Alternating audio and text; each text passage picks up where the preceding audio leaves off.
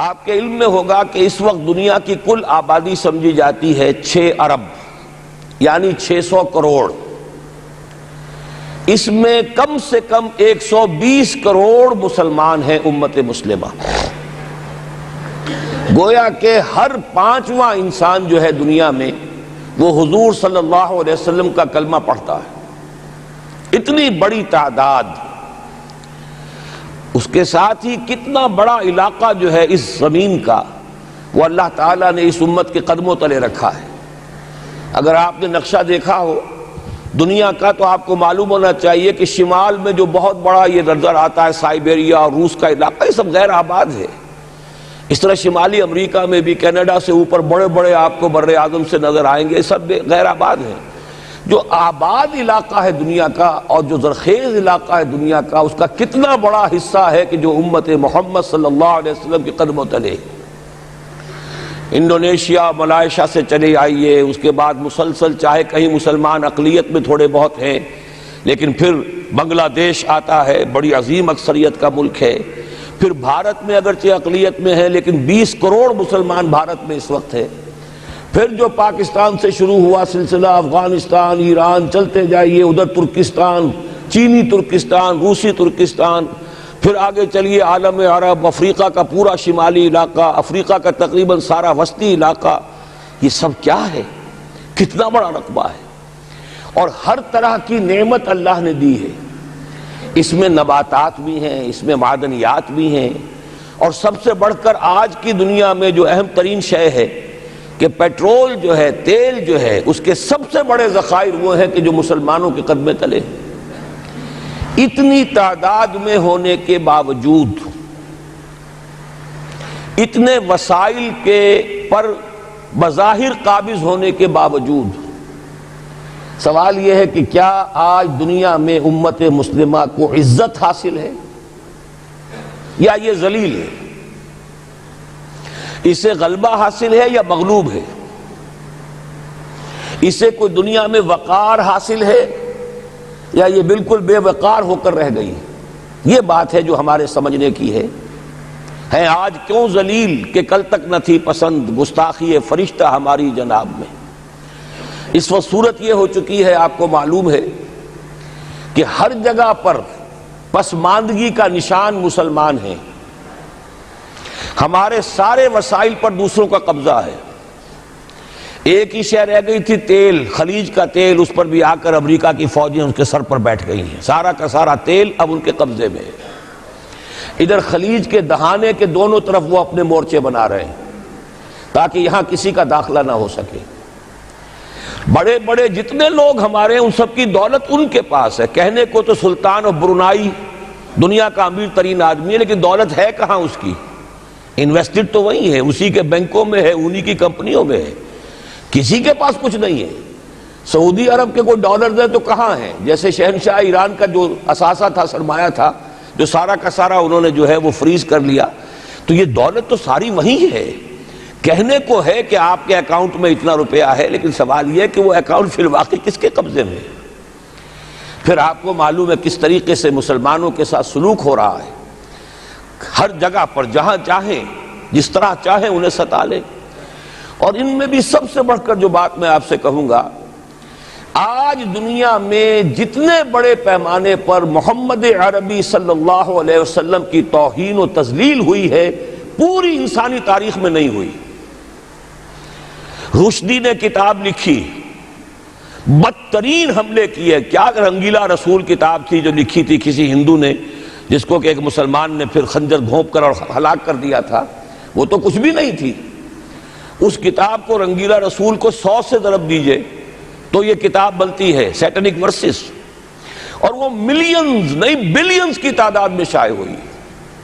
اس کے خلاف احتجاج اگر کسی نے کیا ہے تو ان کے اوپر جوتے پڑے ہیں، ان پر ڈنڈے پڑے ہیں. پوری مغربی دنیا اس کے پیچھے آ گئی ہے، سپورٹ کیا ہے.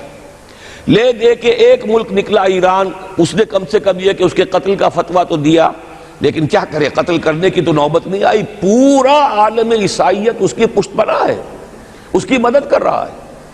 یہ اتنی بڑی توہین محمد رسول اللہ صلی اللہ علیہ وسلم کی اور آپ کی ازواج مطہرات کی اور یہ بظاہر ایک ایسے شخص کے ہاتھوں جس کا نام مسلمانوں کا سا ہے، اس کا اتنا بڑے پیمانے پر ہونا، اور پھر یہ کہ مسلمان 120 کروڑ ہونے کے باوجود کچھ نہیں کر سکتے۔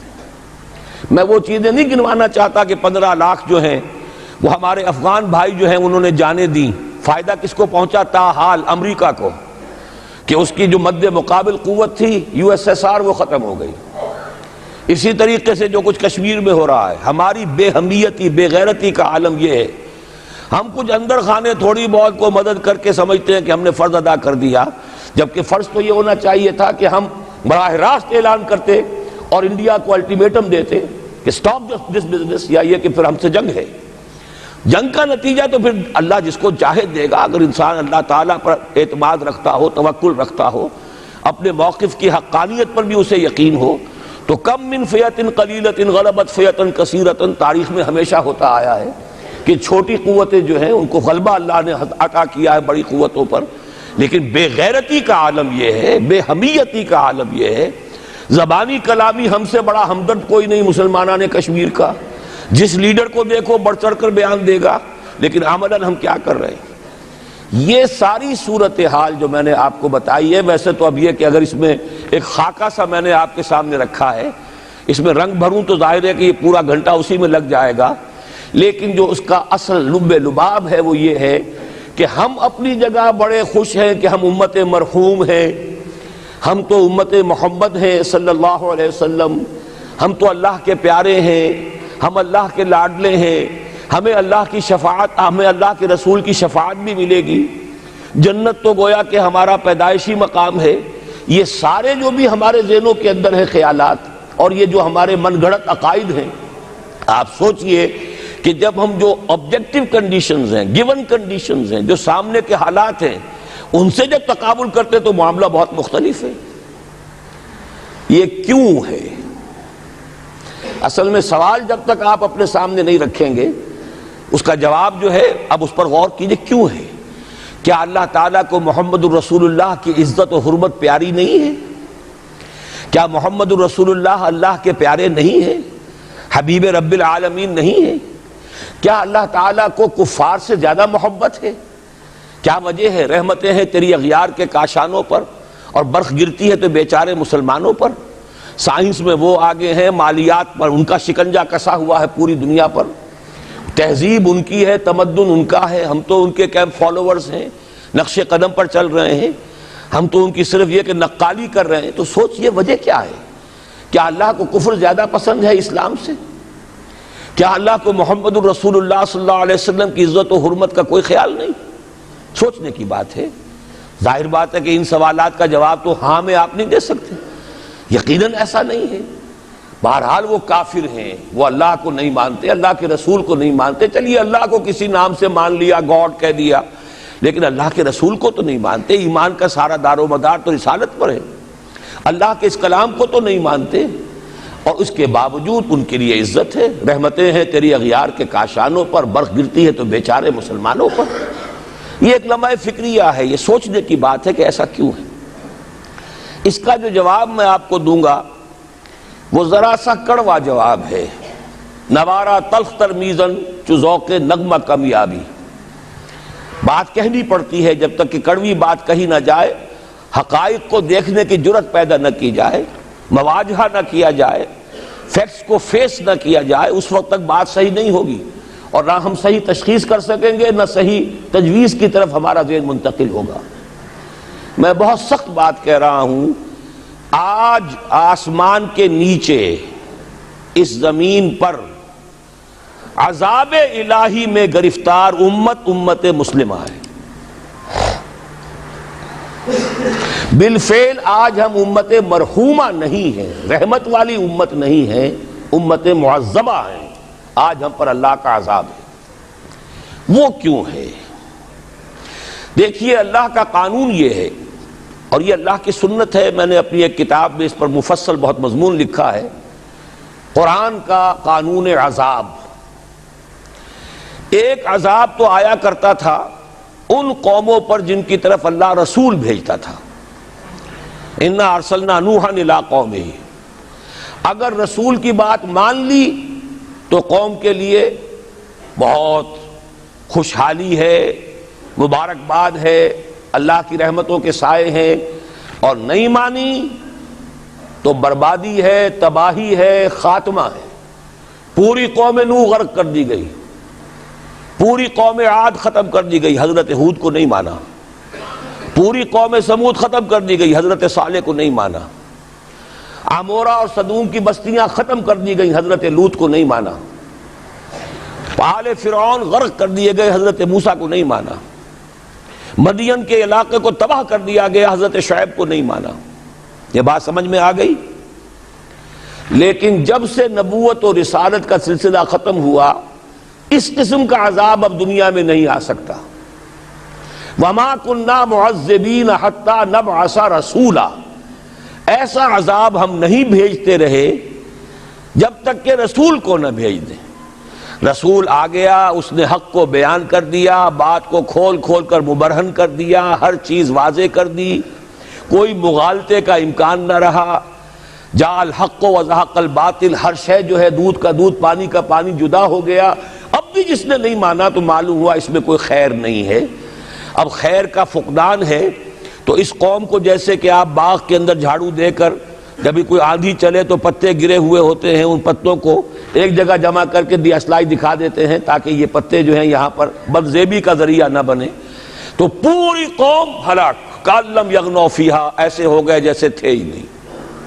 یہ عذاب اب نہیں آئے گا، اس لیے کہ آخری نبی، آخری رسول محمد الرسول اللہ صلی اللہ علیہ وسلم۔ اب آج جو عذاب آتا ہے، دیکھیے کافروں کے لیے عذاب اصل میں آخرت میں ہے۔ دار العذاب، دار الجزا، وہ تو آخرت ہے، یہ تو دار الامتحان ہے۔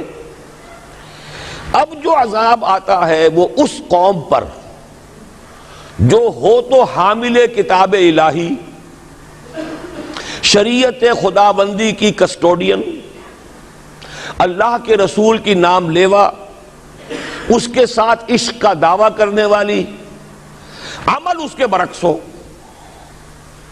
حالانکہ اللہ نے اگر اسے وہ مقام دیا، اللہ نے اس کی طرف رسول بھیجا اور اسے رسول کے امتی بننے کا شرف عطا کیا، اسے اپنا کلام دیا، کتاب دی، اسے اپنی شریعت دی، تو کس لیے دی؟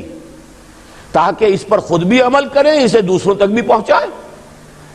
وہ گویا کہ اس روئے ارضی پر وہ امت، وہ قوم اللہ کی نمائندہ قوم ہوتی ہے، ریپرزنٹیٹو ہوتی ہے۔ اے انسانوں، ہمارے پاس ہے تمہارے خالق اور مالک اور پروردگار کا قانون، ہمارے پاس ہے اس کی ہدایت، ہمارے پاس ہے اس کی کتاب، ہمارے پاس ہے اس کے رسول کا اسوہ۔ آؤ ہماری طرف، ہمیں جانچو، ہمیں پرکھو، ہمیں دیکھو، ہم واقعتاً اسی کتاب کے مطابق چل رہے ہیں نا؟ دیکھ لو، ہم جو کہتے ہیں وہی کرتے ہیں نا؟ وہی بات تو نہیں ہے کہ لما تقولون ما لا تفعلون، کبر مقتا عند اللہ ان تقولوا ما لا تفعلون۔ آؤ دیکھو، ہم نے اس کتاب کے مطابق، اللہ کی ہدایت کے مطابق کیسا اچھا معاشرہ بنایا ہے، کیسا انصاف ہے، کیسا امن ہے، کیسا بھائی چارہ ہے، کیسی اخوت ہے۔ آؤ دیکھو ہمارے ہاں تقسیم دولت کا نظام کتنا صحیح ہے۔ ایسا نہیں ہے کہ کوئی جو ہے اسے دولت کی بدہضمی ہو رہی ہو اور کوئی وہ ہے کہ جو بھوکا مر رہا ہو، ایسا نہیں ہے۔ دیکھو ہمارے ہاں انسانی شرافت، انسانی عزت، انسانی پریسٹیج اور انسان کی حقوق بہتر سے بہتر شکل میں موجود ہیں، حریت ہے، آزادی اظہار رائے ہے، سب کچھ ہے۔ یہ کام اگر وہ امت کرے تو اس سے زیادہ خوش نصیب کوئی نہیں۔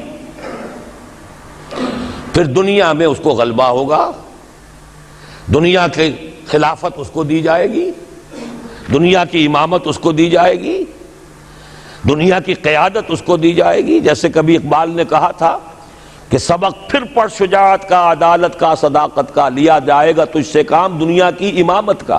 لیکن پھر وہی سبق پڑھنا پڑے گا جو صحابہ کرام نے پڑھا تھا۔ جب صحابہ کرام نے وہ سبق پڑھا تھا تو دنیا کی امامت اللہ نے ان کو عطا کی تھی کہ نہیں کی تھی؟ اگر تو اس کے مطابق عمل ہے تو ان سے زیادہ اللہ کو محبوب کوئی نہیں، اور اگر طرز عمل برعکس ہو جائے، کہیں کچھ اور کریں کچھ اور، کہیں یہ کہ قرآن پر ہمارا ایمان ہے اور اس کے قانون کو نافذ نہ کریں، کہیں یہ کہ ہماری تو محبوب ترین شخصیت محمد ہیں اور ان کی سنت کے اوپر عمل نہ کریں صلی اللہ علیہ وسلم. قرآن نے جس شے کو حرام کیا ہے اس پر اس کا استعمال کر رہے ہوں. اگر طرز عمل یہ ہو اور یہ طرز عمل اس حد کو پہنچ جائے کہ دنیا تانے دے یہ مسلمان کہاں اسلام دنیا میں ہمیں دکھاؤ, کہاں اسلام؟ یہ مسلمان کیا اسلام پر کاربند ہے؟ جارج برنارڈ شاہ نے کہا تھا کہ میں جب قرآن پڑھتا ہوں تو محسوس کرتا ہوں اس سے بہتر کتاب کوئی ممکن نہیں, لیکن جب مسلمانوں کو دیکھتا ہوں تو محسوس کرتا ہوں ان سے زیادہ ذلیل قوم دنیا میں کوئی نہیں. یہ کنٹراسٹ ہے جو ہم اپنے وجود سے پیش کر رہے ہیں. کیا اس کی وجہ سے لوگ اسلام کی طرف راغب ہوں گے یا اسلام سے متنفر ہوں گے؟ کیا ہمارا منہ ہوتا ہے ہم باہر جاتے ہیں؟ اسی لیے ہم تو تبلیغ, میں تو کم سے کم وہاں جا کر جو مسلمان کھوئی ہوئی بھیڑیں ہیں امت محمد صلی اللہ علیہ وسلم کی, انہی کو ریکلیم کرنے کی کوشش کرتا ہوں. جیسے کہ حضرت مسیح نے کہا تھا میں تو بنی اسرائیل کے گھرانے کی کھوئی ہوئی بھیڑوں کی تلاش میں آیا ہوں. میرا منہ نہیں ہے کہ میں وہاں کسی امریکن سے بات کروں. وہ یہ کہے گا تم اپنا گھر تو سنوارو, فزیشن ہیل تھائی سیلف. تم ایک چھوٹا سا ملک نہیں چلا سکتے, تم نے اس کا بیڑا غرق کر کے رکھ دیا ہے. تم نے اسے کورٹ آف وارڈ بنوا دیا ہے آئی ایم ایف کا. ہاں یہاں تو گھڑی گھڑی جو ہے قرقمین آتے ہیں آئی ایم ایف کے اور ورلڈ بینک کے قرقی کرنے کے لیے. ہر روز ایک نئی قرقی ہو رہی ہے, ہر روز جو ہے آج پھر گاڑیوں کا کرایہ بڑھ رہا ہے, بجلی کا کرایہ قرقی ہو رہی ہے. عوام کے اندر جو بھی راہ رہ گیا اسے بھی چوسنے کا اور کشید کرنے کے لیے ایک حکومت کو گرا دو, وہ تو بدنام کر دی گئی, دوسری حکومت لے آؤ اس کے ہاتھ میں کچھ کام کروا لو, وہ بدنام ہو جائیں گے تو ان کو بھی ہٹا دینا. ان کا کیا کھیل ہے؟ یہ کھیل کھیلتے رہیں گے اور اس میں یہ ہے کہ اپنی قرقیاں کرتے چلے جاؤ. یہ حال اب کیا میرا منہ ہے کہ میں جا کر وہاں بات کروں؟ تم اپنے گھر کو دیکھو, تم اپنے ملک کو دیکھو. ایک وہ ہے جنہیں تصویر بنا آتی ہے, ایک تم ہو کہ لیا اپنی بھی صورت کو بگاڑ. ایک ہی ساتھ تم آزاد ہوئے تھے, ہندو بھی تھے کہ نہیں تھے. انہوں نے اس ملک کو بنایا ہے, اپنی معیشت کو, اپنی اکانومی کو اپنی بنیادوں پر, اپنے پاؤں پر, اپنے پیروں پر کھڑا کیا ہے. آج جو ہے وہ ایک منی سپر پاور بن چکا ہے, اور وہ کہ ڈرتا تھا پاکستان دو طرف سے ہمیں جو ہے قابو میں کر لے گا. پہلے تقریباً 20 برس جو ہیں ہندوستان کے, بھارت کے کانپتے ہوئے گزرے ہیں پاکستان سے. اب 30 برس سے جو صورتحال ہے وہ آپ کو معلوم ہے. تو صورت یہ ہے کہ جب کوئی قوم جو امت مسلمہ ہو یہ طرز عمل اختیار کرتی ہے تو عذاب اس پر آتا ہے. بڑی کڑوی بات ہے. آج عذاب کفار پر نہیں آ رہا, وہ تو اللہ تعالیٰ ان سے آخرت میں نبٹ لے گا, اور آخرت تو ہے ہمیشہ کی, بڑا سو عذاب تو وہی کا ہے. وَلَعَذَابُ الْآخِرَةِ أَكْبَرُ لَوْ كَانُوا يَعْلَمُونَ. دنیا میں کفار پر عذاب آتا تھا جب کوئی رسول بھیج دیا جائے, اب رسول آئے گا نہیں. لیکن اب دنیا میں جو عذاب آتا ہے وہ مسلمان امت پر آتا ہے.